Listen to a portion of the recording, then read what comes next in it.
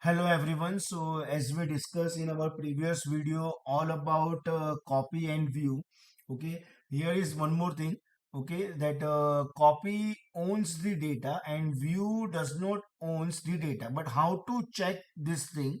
Okay, so that is also possible using the base attributes. So we have a attribute which we call it as a base, which will return none if array owns the data. Okay, otherwise the base attribute refers to your original object.